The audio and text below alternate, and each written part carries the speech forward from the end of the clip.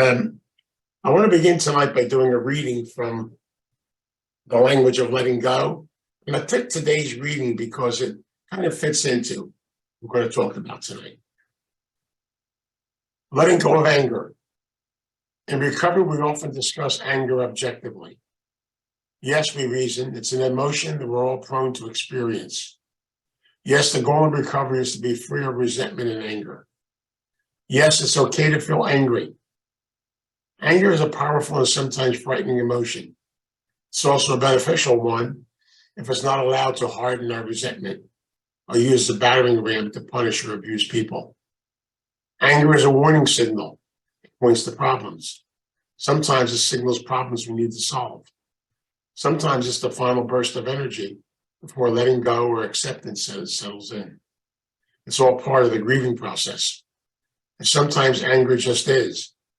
It don't have to be justified. It usually can't be confined to a tiny package and need not cause us to stifle ourselves or our energy. Breathe deeply. We can shamelessly feel our feelings, including anger, and start to take responsibility for our behaviors. I will feel and release any angry feelings I have today. I can do that appropriately and safely. I wanted to share that because we're going to start a series tonight called the Iceberg series. I'll be doing it for the whole entire month of March. The series I'm doing is based on a chapter in a book. And this is a book of a 12-step meeting I had the privilege and the honor of being part of for a short period of time till I went to another eating disorder group. As most of you know, I'm in recovery from my eating disorder. And this book is called Anorexics and Bulimics Anonymous.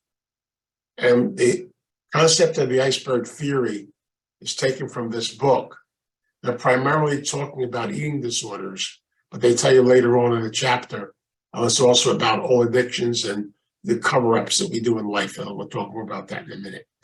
If you want a copy of the entire iceberg theory, we actually made copies of the entire chapter and we downloaded it. You can find it on our website at startingpoint.org under Vince's Corner.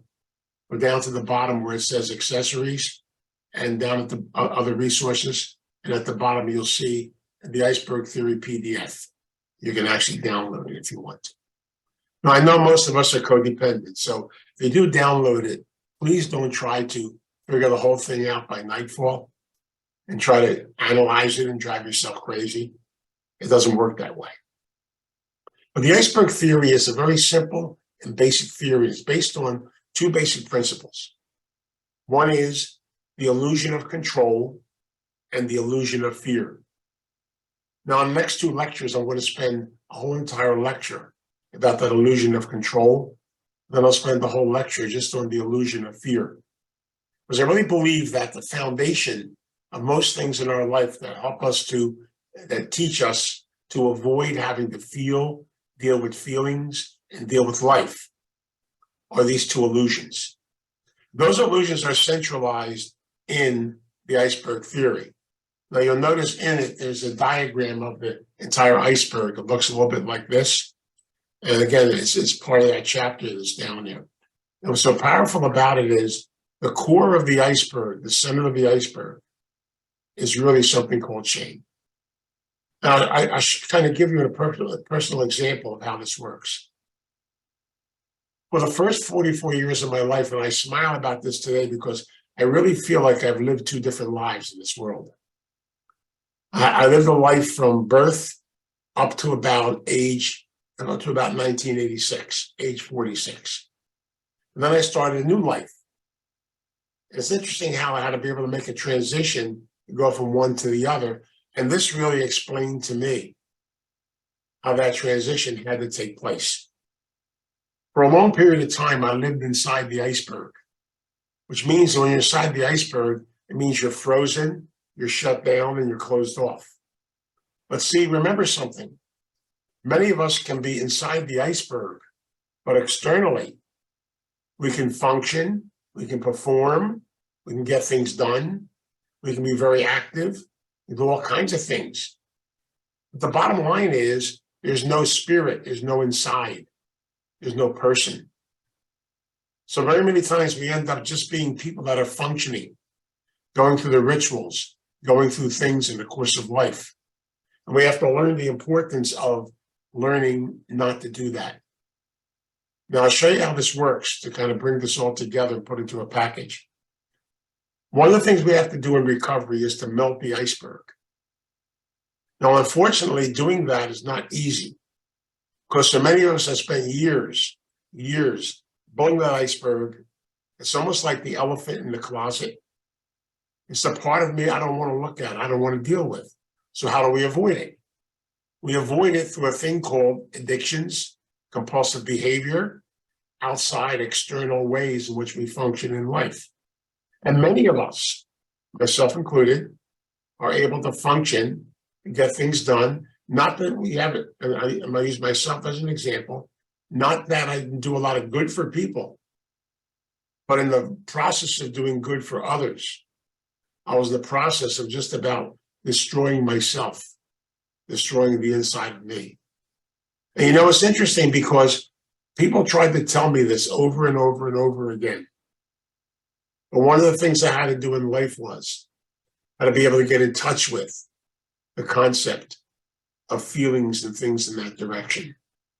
And so for a long period of time, I dealt with life simply by being external, not internal. You know, it's amazing sometimes how you can actually be in 12-step programs, but not really get deep into the work. You can go through the rituals, go through the functions, go through different types of things, and really think you're doing good. Because part of that illusion of control also is the concept where we have a tendency, that comes right down to it. I'm going to use the term lying, but it's not really lying. Lying to our personal self, making believe we can do things we really can't do, and lying to others. Along with this, we experience something called the blame game. And to avoid you getting too close to me, it's much easier for me to blame you, to blame situations, to blame the environment, to blame everything around me. It's called avoidance. Because I don't want to have to feel and get in touch with feelings. I don't want to have to grow. I don't have to move forward. And so the iceberg really is, we learn how to go inside that iceberg and shut our insides off. Actually shutting our spirit off. And allowing ourselves simply to function on the outside. And that's the role that addiction plays. Now, addiction has a lot of faces. Many, many, many faces. It's all based around compulsive behavior. It could be drugs and alcohol. It's a good way to sedate ourselves. We can do it through food. We can do it through gambling, sex, all kinds of addictions. But also we can do it through work. We can do it through image. We can do it through a lot of times thinking that we are the center of the universe and nobody else can compare to us. The narcissistic thinking, where I literally, I'm always right, you're always wrong.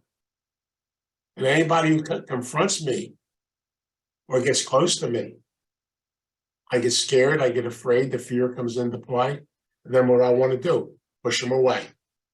How do you push them away? We talked about it tonight. Anger is a way of doing it, frustration, being critical, being judgmental. All these things come into the iceberg. It's just totally amazing. And these behaviors, these things, they have a label for them. They call them the behaviors of insanity, unmanageability, the behaviors of craziness. All of them are centralized around the word shame.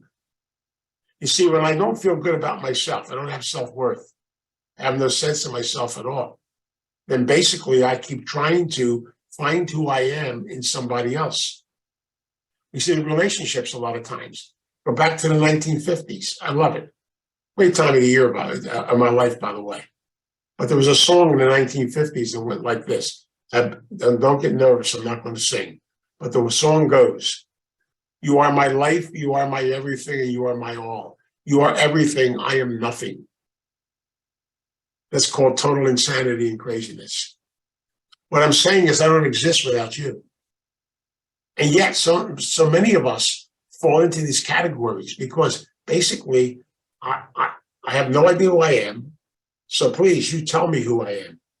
Or the other part of it is, I'm going to tell you who I am, and I'm going to build it up, make up stories, do all kinds of things, just to make sure you don't get through what I call the veil.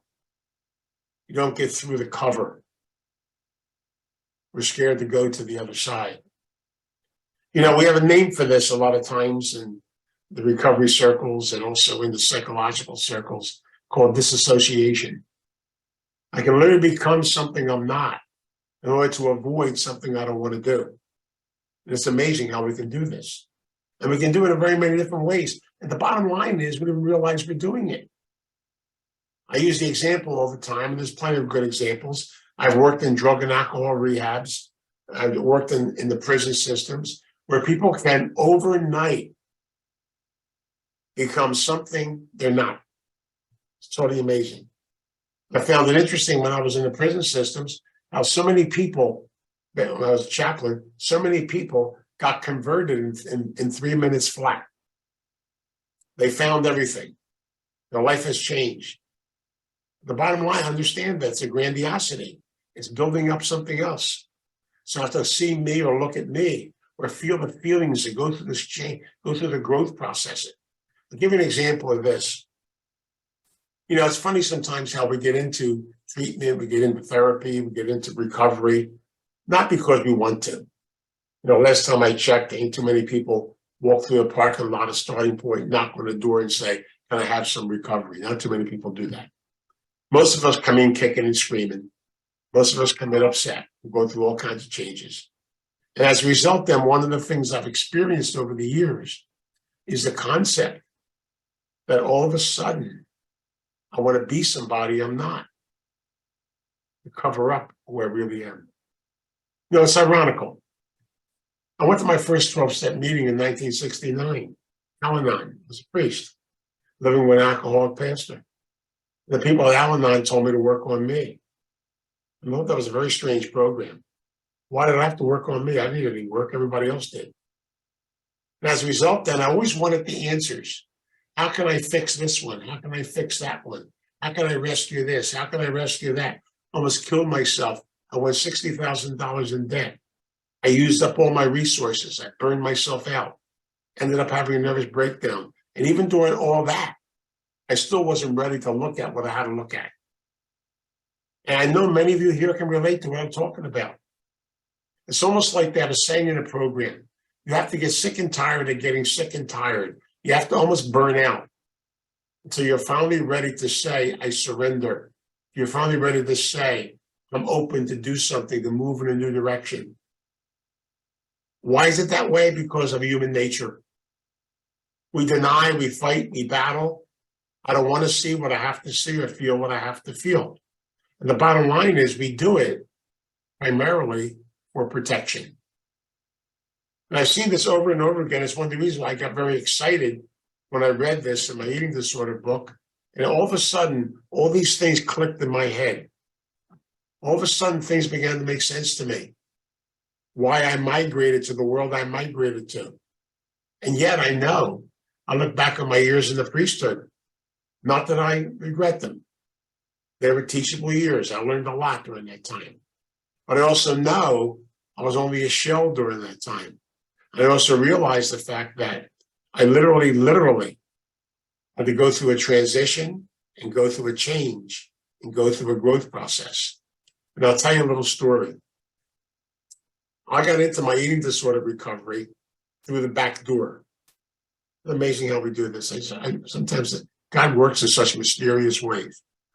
It's almost like I was going around when I was the priesthood, telling everybody else how they could live their life, giving them all kinds of stuff to do, everything else, and it sounded really great. And then one day somebody confronted me and simply said to me, why don't you practice what you preach? She invited me to go see a doctor who I didn't want to go see.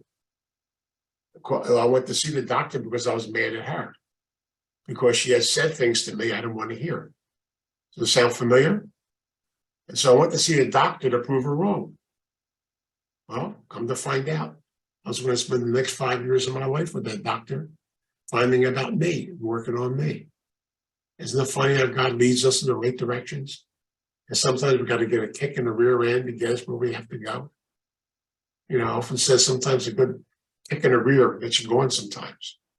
The bottom line is I began to realize something. That therapist did something I'll never forget.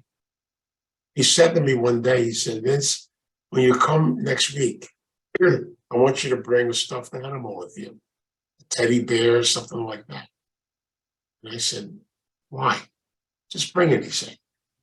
So I went back to my office. I had one in my office. It's another whole story. I can tell another time. But I basically took that stuffed animal off the shelf, put it into a shopping bag, and I brought it to him. When I got there, I said, here's your stuffed animal. He said, no. It's your stuffed animal. Your little teddy bear. Let's go in the back room. Took me into the back room of his center, and there was a recliner there. He said, sit in the recliner, take the teddy bear, hold it against your heart. He put the recliner back a little bit so I could relax. He put some nice, beautiful, soft music on. And then basically he dimmed the lights. And when he dimmed the lights, it was almost like this beautiful scenery of skyline, just gentle and beautiful. It was just like he took me to another place. And I said to him afterwards, before we started, I said, what are you doing? I said, I'm paying you for this hour. He said, shh, be quiet, sit back. So I held on to the teddy bear, and he said, for the next 15 minutes, I just want you to sit, be there, listen to the music, and hold that teddy bear. And I did it. I'll tell you, at first I was fighting it. In my head, I was saying things like, what am I doing here? This man's a little nuts and crazy. But it's funny how after a while I settled down. And all of a sudden, after about 15, 20 minutes into the session, these feelings start coming up inside of me. And I started to get scared. And then for the first time in a long period of time, tears start coming down my eyes. I start getting in touch with feelings. And it scared me. I wasn't used to this.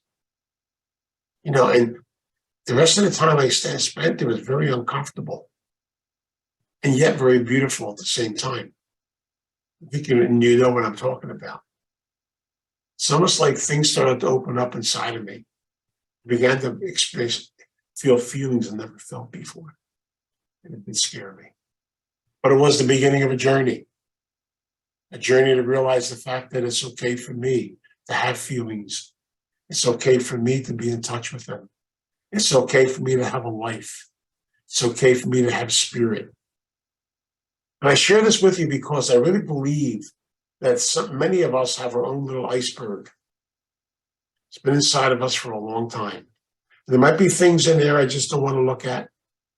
And maybe there might be things inside of me I'll never be able to look at. I don't know. I try not to say never. But everything happens in God's time. And so the stuff I'm ready to handle and deal with, I try to open up and deal with. Same thing as regards all of us. We got to do this process slowly. That's why I said back in the beginning, don't read the chapter. Try to outline it and try to figure the whole thing out by nightfall tonight. Now, there are a few codependents that will try that. I know that. Don't. Let things work. And my sponsor told me this a long time ago in my first eating disorder program. He used to say, recovery goes a little bit at a time. If you learn that much today, you made progress. That's enough. Go slow. Take your time. Open up. Get the feelings inside of you. Begin to work through that illusion of control, that illusion of fear. I grew up in a household, I grew up in a family. We all did. And fear and control were a good way to survive. And control is a way in which very many times I just function and get through life. Because when you feel like you're in control, you're not in control. That's the amazing part about it. You think you are. It's the illusion. And fear is the exact same thing. We try to hold on to control. You have to avoid dealing with fear. Fear of a lot of things in life. And I've learned over the years that once I face my fears and get in touch with them, and believe me, I got tons more to face. Once I face my fears, they aren't real. It's interesting. I still go to therapy every 2 weeks, and my therapist is still working on me to work through my fears. This is totally amazing, and there's still a lot of areas in my life where those fears are still real, and there's still a lot more work to do. That's why I tell people all the time, don't worry about it. 25 years after you're dead, there'll be something else to work on. Don't worry about it. Charlie knows that. So it's not a problem at all. So the bottom line is, take it slow, take it easy. If you're melting the iceberg, please don't try to melt it all at once because you'll scare the hell out of yourself. It's a process. And that's why I want to spend 5 weeks going through this process with you, because I know how important it is to work through that illusion of control. Because so many times in life, I realize I always want to just be in control. And one of the games we play when we're in control, you know it as well as I, it's called the blame game. Wonderful game, by the way. I can avoid dealing with me by blaming everybody else. I used to blame the government, the church, my parents, my family, this one, that one, the other one. It's all centralized around shame. And I blame them because my philosophy was, if only they would change, then I would be okay. Does that sound familiar? If only they would change. If only this would happen, if only that would happen. I see a lot of people stuck in so many places waiting for somebody else to change. I did it to my Italian family. I'll never forget. One of my classic days, I call it. I got involved in recovery, my codependency, my eating disorder, was working on stuff, and I found these wonderful books. I went home to my Italian family on Thanksgiving. Picked the wrong day to do it, by the way. Went on Thanksgiving, and I decided to tell them of all the wonderful things I discovered, and they should discover it. Then we would be this wonderful, fantastic family in recovery. I can still see my Aunt Phil sitting in a rocking chair going like this. We sent you to college, you come home crazy. You're hanging around those strange people, you got to stop hanging around them. Cut that out, will you? And the whole entire time, all I did was I invoked their shame onto me. And then I felt like a victim, I felt bad, I felt like, but really in reality, I created it. Because I expected them to be something I wanted them to be, because I could not accept them the way they were. Now I enjoy my Italian family. I don't talk about recovery. I don't talk about anything. We talk about small talk. I talk about their bunions, how many knee operations they had, or a heart trail, whatever, what's bothering them, what's ache, the pains, the struggles, It's what I do. It's part of life. But I've learned after a while to accept people where they're at, not where I want them to be. And that's hard. That's not easy. We can see it in our families and things that we're doing. I really would like them to be this, or get involved in this, or get involved in that. No.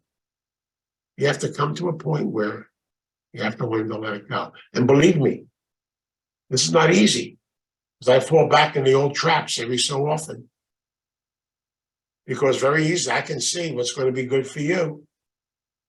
And then somebody always said to me, whenever you feel like you know exactly what's supposed to be good for somebody else, go home and look in the mirror and work on that person that's in the mirror. And I get caught up in this. I look back on my family today. I look at my life today, even the priesthood. I look back on everything in life. And I'm glad I had that segment of one life to live, to begin a new life in a new direction. But I believe today I could not have begun that new life if I didn't finally acknowledge the old one and be in touch with it. I stayed stuck for many years because I was scared to make decisions. Here's that fear again. Why? What would people think? Worry about this one's going to think, or that one will think. And we get caught up in this and our neighbors and people around us. I gotta make sure I just function a certain way so nobody will get upset at me. Well, guess what?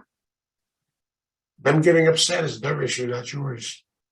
And yet that's hard. We all want to fit in, be connected. And so we have to learn after a while to be able to walk that journey, to be able to realize the fact that there is this iceberg inside of me. And that iceberg is based on my insane thinking, my negative thinking, my concept, I call it stinking thinking, my concept of my unhealthy sense of self-worth, seeing myself negatively. And the core of it all comes down to shame. Shame is the scariest of all things. It invokes everything in life. And so very many times we end up either lying to ourselves. Everything's wonderful and great. Remember that word I tell you about all the time? Everything's fine. Fine. I just got reminded about it a little while ago. That means that you're frustrated, insecure, neurotic, and emotional. Isn't that wonderful? I'm not free to be fine. You just are who you are. Everything's okay. You realize after a while you can only do what you can do. And I get frustrated because, why is this happening? I don't want it to happen. And yet we're all on a journey, beautiful journey. It's called life. And there's ups and there's downs and there's struggles and things that affect in life. But I've told so many young couples this when I did marriage ceremonies. I said, you're getting ready for the most powerful journey of all. The journey of ups and downs. The journey of good times and negative times. The journey of a balance of everything in life is that constant process we're going through. And you know what happens to many of us so many times? I want everything to be okay. I want everybody to be on board. Why do they all have to be on board? The poor ship will capsize if they're on board. So the bottom line is, I have to realize the importance of me getting on board and working on me. And so in the iceberg theory, I want to bring out that concept because I really feel that illusion of control is so powerful and so beautiful. Notice I said beautiful. Why is it beautiful? Because once I'm able to acknowledge it and get in touch with it, it can become one of my most powerful teachers. See, there's beauty and there's insanity in everything in life. We're going to have those moments when you think the whole world is falling apart.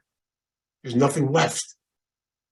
Then later on, you find out it had to fall apart for me to grow and learn something from it. But that's all part of how it works. I look at this and I realize I get excited about this because I realize over and over again the value of each and every one of us, the value of our journey, the value of our life. And nobody's any better than anybody else. We all got a story. Your story is the greatest story on the face of the earth. And yet your iceberg is yours. My iceberg is mine. We all got an iceberg. Come on. Now, the bottom line is we got to kind of somehow, some way, start the process of melting that iceberg. You got to melt it slow. Otherwise, you have too much climate change happening. You melt it too fast. So let it go slow. We learn, we grow, we discover. But all these things I'll be talking about in the middle of the concept of the iceberg are just things we go through in the course of our journey in life. And the thing we have to avoid is I keep looking for the pill, the answer, the big money, this kind of a thing. I keep looking for external things to make me happy. That's where the steps come into play because the steps are about faith, they're about trust, they're about acceptance, they're about being open to new things and new directions. They're about getting in touch with the iceberg. They're about processing all this stuff and then being able to live it and share it and be part of it with others. It's like an adventure. I'm often said over and over again when I read this chapter, I say, wow, this clears up so much inside of me and makes so much sense. And then I said the thing I always say. Now, why didn't I read this chapter back when I was 20 years old? Want to know why? Because I would have threw the book in the trash when I was 20 years old. Because I had all the answers back when I was 20 years old. And now I discovered this. It always comes in funny ways. I'll tell you how I discovered this book. A nutritionist I worked with for years asked me to do a workshop And she invited 25 people to the workshop. It was an entire weekend. And it was a retreat weekend. And I was a retreat man. I was running the weekend. It was me and 25 women. How's that for craziness? And basically, I came to find out there were 25 anorexics and bulimics on that weekend. And on that weekend, we went to 3 different anorexic and bulimics meetings. I never saw myself as anorexic or bulimic. But then when I went to the meeting, I found out, wow, I've got the same tendencies, the same concepts. And it's affected me in other ways. And so I learned other ways of dealing with it. And I was really impressed by their big book. I got to read it. And then when I went back home to starting point, 3 or 4 of us got together and we started an ABA meeting. And then it lasted for a while. And right before the pandemic, we decided, because 2 people came in and told us about another program called Eating Disorders Anonymous. And so we transferred from this into that. And guess what? As a result of the pandemic and Zoom, now we got about, I don't know, anywhere from 25 to 30, 32 people coming to the meetings. The world has changed. But doors open, things come into us when they're supposed to come into us. And I love that because I don't care, because all of us have compulsive natures. And by a compulsive nature, I mean, I'm going to find something to hide in to avoid having to feel. So I'm telling you right now, a lot of this we're going to talk about for the weeks to come is about feelings. Here we go again with those crazy things. But the bottom line is, feelings are beautiful and scary at the same time. There's a balance in everything in life. Always acknowledge your feelings. And try to remember, feelings are neither right nor wrong, they're just feelings. You're allowed to have any feeling at all inside of you. And sometimes those feelings will scare you. Sometimes you'll try to avoid them. But sooner or later they come back. I'll tell you one more story. When I worked as a counselor for the Philadelphia Water Department, I was actually their EAP counselor for 7 years. I also worked for the International Airport too, doing their EAP work as part of Starting Point. And I remember talking to a good friend of mine who was an attorney and spent a lot of time in domestic violence court, a lot of domestic violence. And he said something to me, a very interesting statistic. He said, 50 to 60 of the people, percent of the people that come into domestic violence court are usually first-time offenders. Usually people that have lived good lives, but all of a sudden something happens and the tea kettle explodes. So I'm going to tell you, if you hold feelings in and bury them inside of you, they're going to come out. And unfortunately, they'll come out of the wrong people at the wrong places at the wrong time. And we're seeing a lot of that going on today. People get upset over, I don't know, somebody honks their horn at you in a car. Next thing you know, you want to get into a fight, you want to battle. Now you want to shoot somebody, do all kinds of crazy things. Again, all that is repressed garbage inside of us, and frustration, the stuff that comes out of it. That's what I mean by the iceberg. That's why I think this process is so important, because only when I'm able to melt that iceberg, to feel my feelings. And I caught myself today because, I was trying to come home and traffic wasn't moving as fast as I wanted it to move. And I started yelling at the traffic. I just going to move because I yelled at it. It's amazing. But it felt good to yell at it, to be honest with you. Make sure the windows were closed and nobody was around, But it felt good to scream at it anyway. But the bottom line is, somewhere in there's still that little piece of that iceberg. Man, the sucker does not totally go away. It's part of who we are as people. So look at yourself, love yourself, honor yourself. But realize we have stuff inside of us. It's our stuff. Embrace it, learn from it, grow from it. Open the door to it and see where it takes you. So like I said, I want to spend the whole entire week next week on the illusion of control. And then we'll spend another week on the illusion of fear. And I'm going to interconnect this with the concept of addiction and how addiction is the cover for so many things in life. And then in the last session, we'll talk about the recovery process and how it works. Connect all these dots and put them together, okay? So we'll work on it. I want to thank you, and I want to close off tonight with a prayer. And my prayer is simply going to be that God, our higher power, will allow us to open our hearts and minds to be able to take the time to look within, to look at our spirit, to embrace our spirit, and celebrate that beautiful gift of life that we have on the inside, and celebrate the quality of our life. Let us pray. God, we come before you in prayer. We come before you to the God of our understanding. We ask that you guide us and be with us, please. We seek your guidance. We seek your direction. Help us on this journey called life. Help us to be in touch with who we really are. Help us to meet the person within us.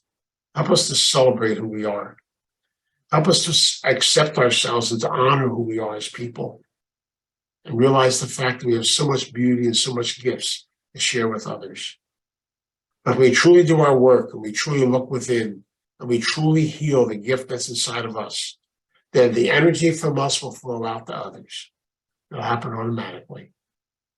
So just celebrate the gift of yourself every day. Celebrate where you are in your journey.